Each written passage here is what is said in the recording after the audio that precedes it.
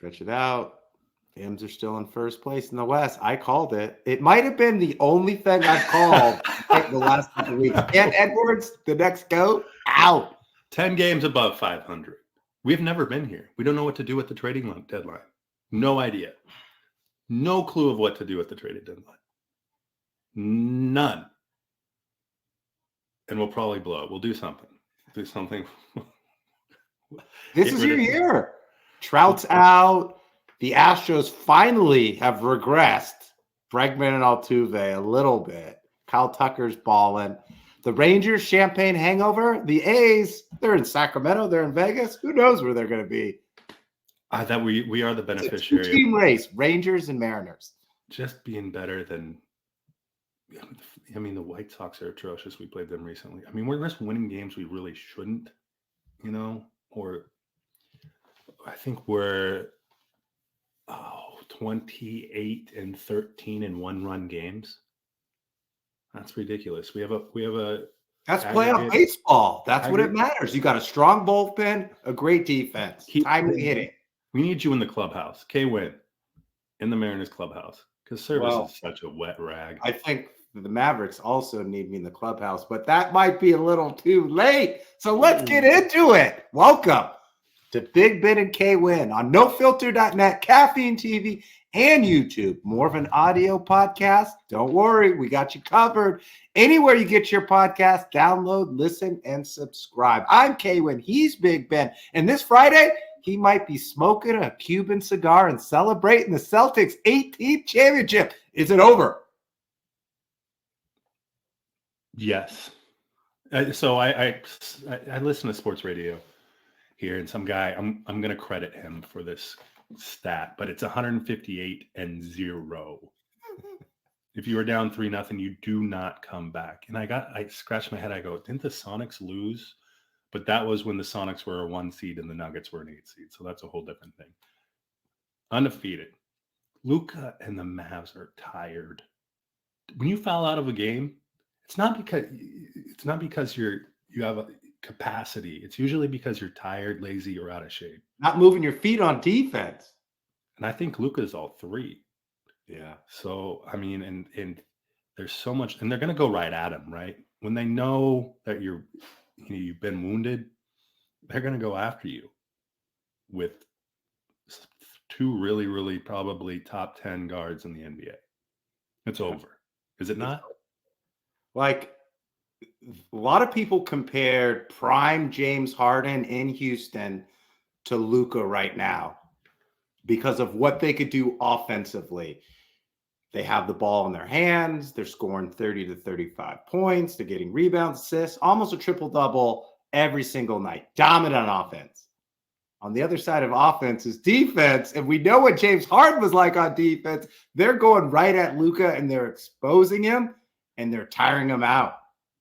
And the only thing we have to worry about right now is who's MVP of the finals.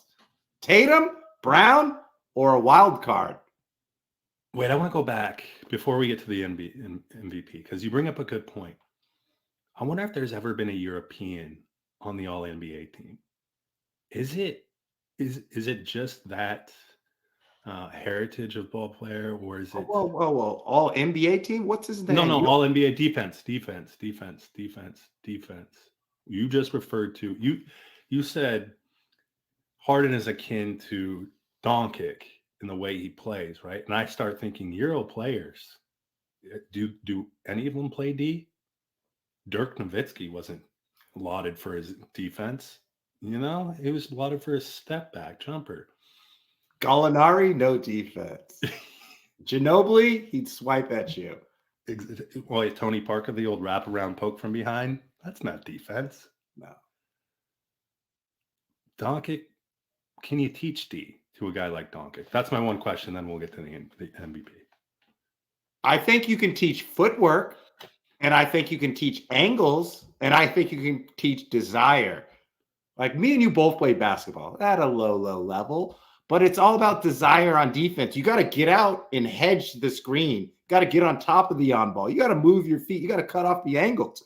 You got to watch some video. Like if I kind of know what you're going to do, it's not that I'm going to stop you, but I can make it harder for you. Thank you. And here's the argument I also had. If you're the Dallas coach, who's the head coach? Jason Kidd. Yeah. If you're Jason Kidd, are you telling Luca you got to slap the floor and D up? Or are you saying we need you on the offensive end? At this point, you got to slap the floor and D up. If we go back, remember the knock on Steph Curry? He couldn't play defense. And it was Cavs it was Cav Warriors. LeBron would call him up every time. And then when Houston used to play the Warriors, James Harden would call him up. And he got better. You don't have to stop him every time. You just have to make it hard and difficult and figure out. Also, kind of a little on Jason Kidd. If Luca can't stop him, you got to blitz him. You got to send two to him. You got to change it up. Exactly. Well, if this is a blueprint moving forward, now I'll give Luca this. He's hurt. He's taking injections. He's playing on one leg. Like the guy is kaput. Like he's done.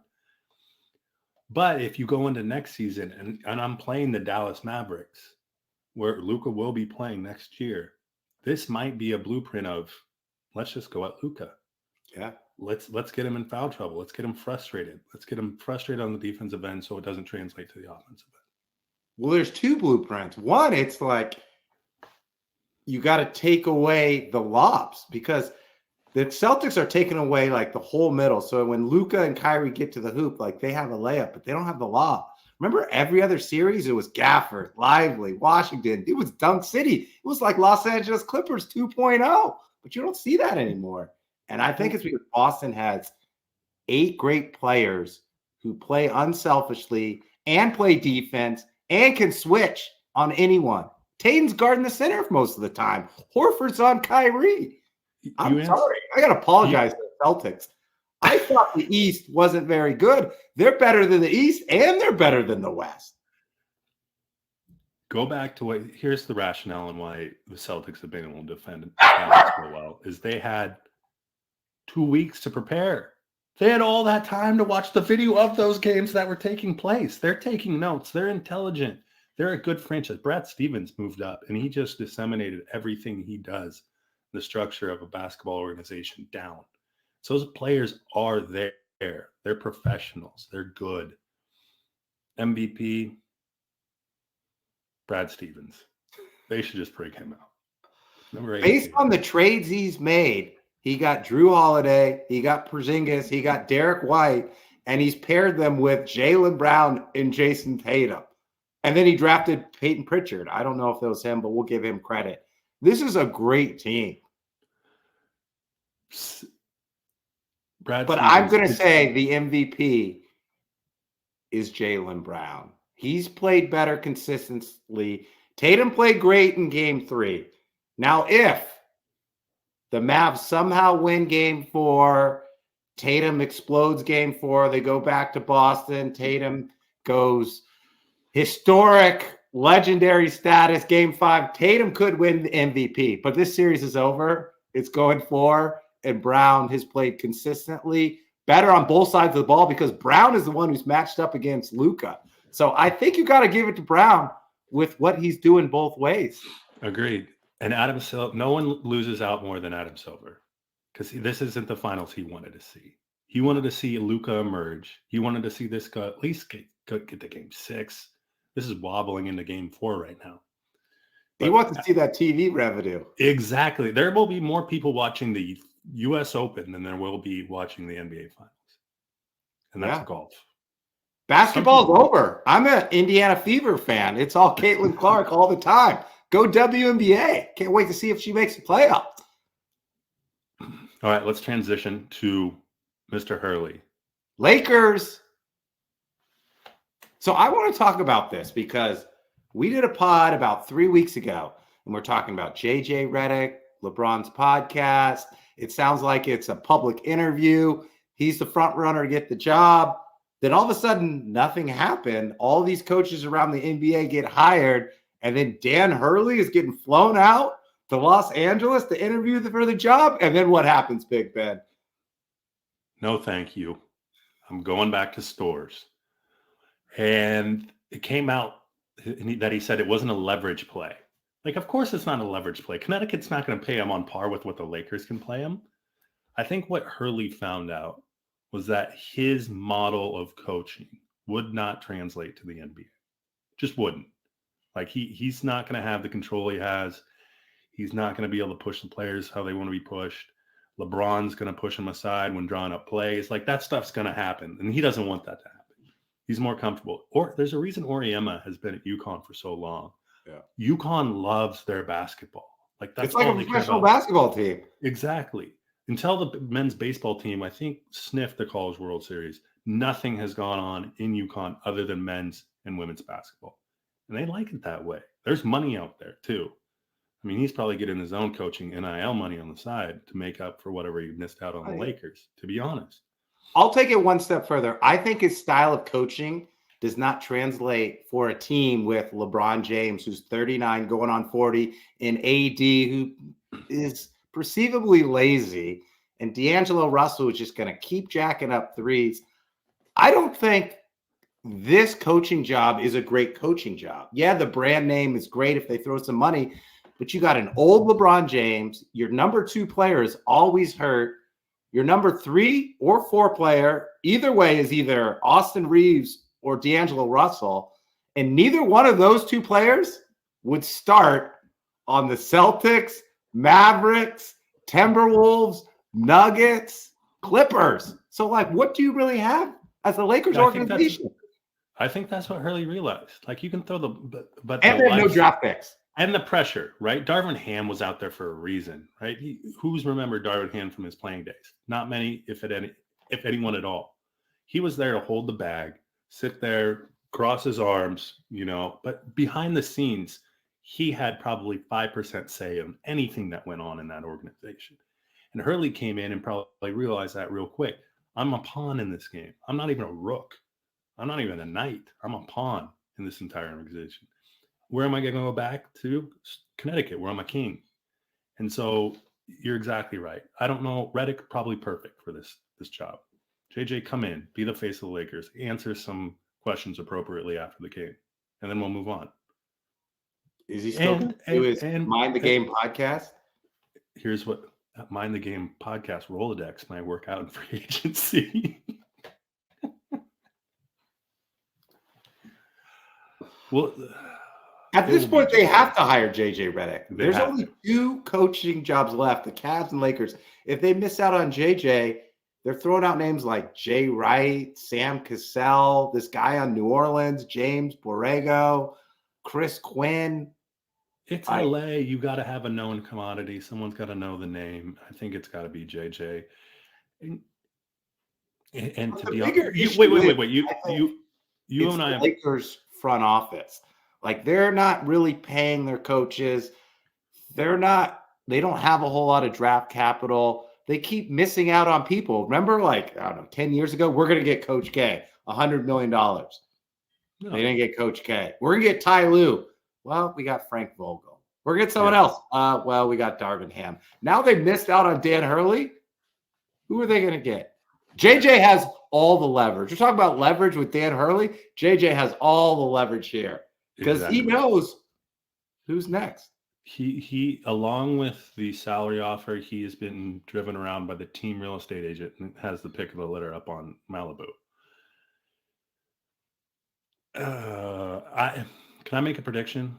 Over the course of the next 5 years, with what Ballmer's got, here's what Ballmer's got that Jenny Buss I don't think has. Billions of dollars. And he's going to, we've seen him invest in the Clippers. Ooh, I like where this is going. I bet you the Clippers become the new hot commodity in that city because that latest championship, the COVID year, will wear off quickly. Especially if JJ comes and stinks and LeBron leaves the next year, and then you're left with what? An empty cupboard of AD and some other players. So the Gen Z fans are going to latch onto the Clippers. Yeah. Baby boomers are out. Exactly. Gen X out. Millennials are out. Gen Zs are all Clippers fans. All Clippers.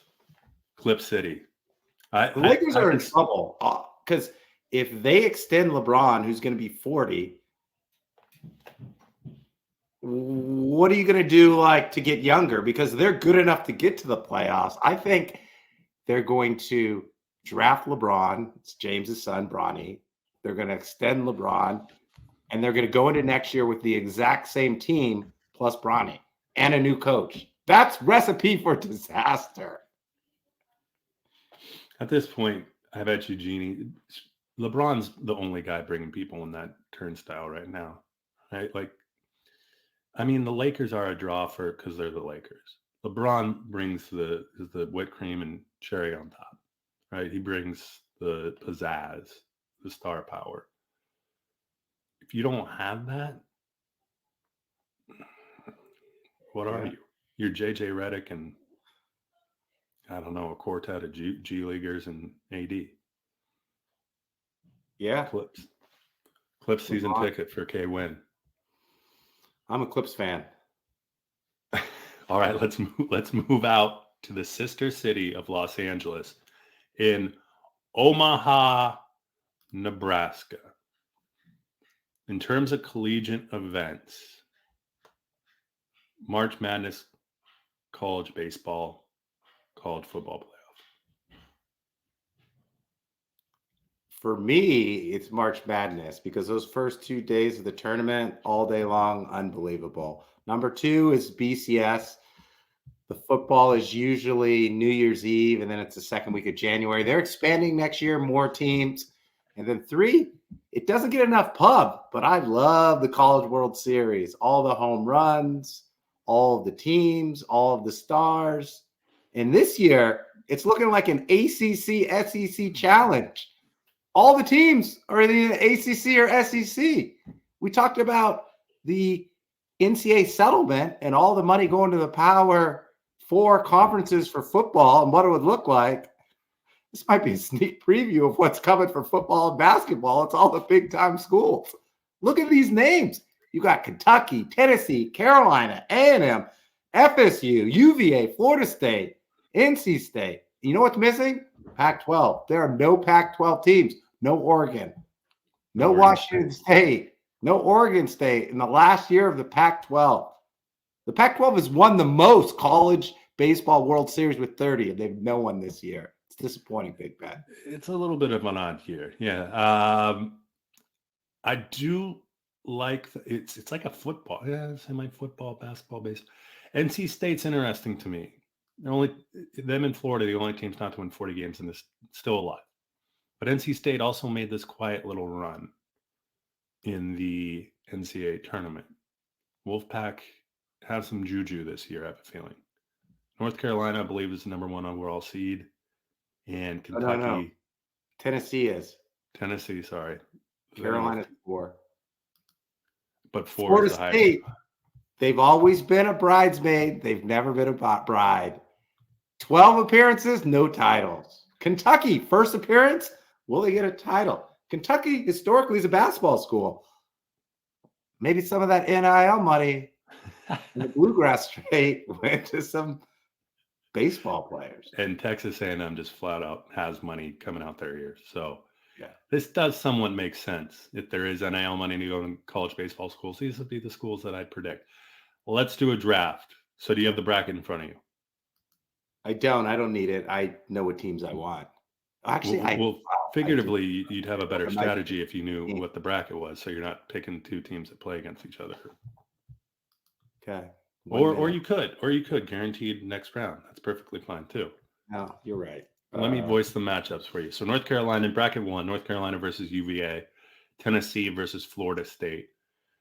Bracket 2 is Kentucky, NC State, and then Texas A&M versus Florida. These are best of 3 series. So you get 3 games, some in 2 days, I believe. And then there's just a smattering. I think it's single game it's double game elimination, but the World Series is best 2 out of 3. 2 out of 3. Okay. And it's just a smattering of motorhome. The reason I love this is you get baseball diehards, the old school, descending on Omaha, motorhomes, whatever you can do. And they just have a flat out good time for 2 weeks. Win or lose, they're having a good time. Now, win, they're having an even better time.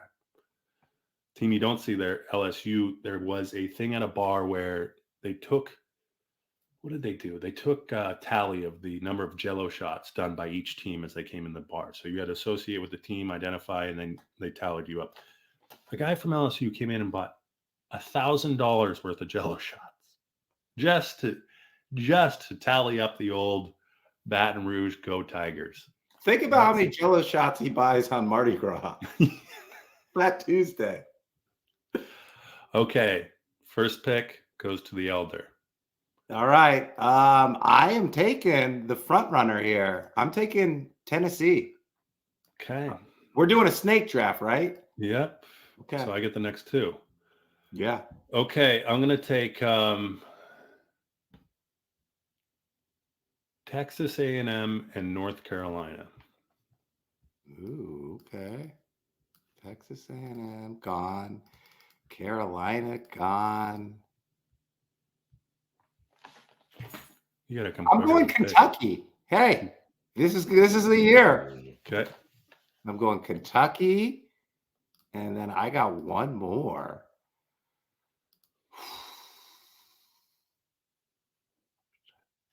I'll go Florida. They got the two-way player. I don't know his name, but he's a stud. He's the Shohei Ohtani of this year's NCAA tournament. So give me the Gators. I'll go opposite Gators. Seminoles for me. Okay. And then I'm going to go Virginia just as a fallback. Okay. All right. So I've got Tennessee, Kentucky, Florida, NC State. Apparently, I really like the SEC.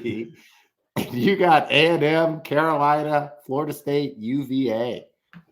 ACC, SEC, all out. Okay, loser buys the hat. I want to. So are we doing by the hat of the winning school? Of the winning school. I like that. Yes, of the winning school. Wow. I can't wait to get a Vols hat. I do like the Vols. The Vols win, you got to see Rocky Top, Tennessee. Volunteer orange, I could really use a nice little baby blue NC or just a foot. I can't wait to get an ugly Texas Anaheim Aggies hat. I'm going to look for the biggest A&M across the front, a dad hat for you. Oh, okay. So series is over. Mavs done. Hopefully game 5, or else Silver's just going to have steam fuming out of his ears. You believe that Jaylen Brown is MVP. I agree. We got JJ Redick popping in to be the Lakers coach. I didn't think I'd ever say that, but that might very well may happen. Dan Hurley, love and life in Connecticut. Yeah. And we got something to watch over. Let's see. Game 1 is the 14th, which is tomorrow. Yeah. Tomorrow we got the Celtics winning their 18th title and the college baseball World Series kicking off. Ooh. And I'm sure my Indiana Fever are playing this weekend. Seattle Storm 8-4, baby. All right. Let's get out of here. I got to watch my 10 games over 500 M's. All right. At Big Ben KWin _, at Big Ben KWin _, Twitter, X, Instagram, Facebook, TikTok, wherever you are on social media, you can find us. Download, listen, subscribe to our audio podcast. Watch us weekly live, no filter, caffeine TV, YouTube. I'm KWin, he's Big Ben, and we're out, just like the Mavericks in Game 4. Boom, Luca needs 7 fouls.